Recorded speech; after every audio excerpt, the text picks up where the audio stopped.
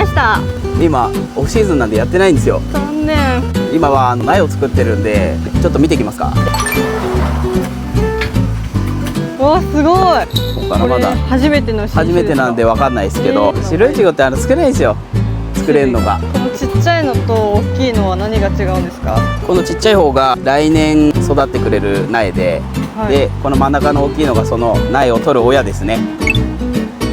水耕栽培じゃなくて土なんですか？土みたいに見えるんですけど、これヤシ殻って言ってココナッツ砕いたやつを使ってます。苗の時期に虫出さない病気出さない 100% 抑えないと、いちご狩りのハウスに持ってってなかなか虫が減らないとか病気がずるずる引っ張ったりするんで、そこが一番神経使いますかね。手作業で一個一個葉っぱも切ってるんですか？そうですね、ずっとほっぽっとくともさもさになっちゃうんで、切って6万株、はい、5、6人ぐらいで5、6人はい、これがあるから美味しいいちごができると。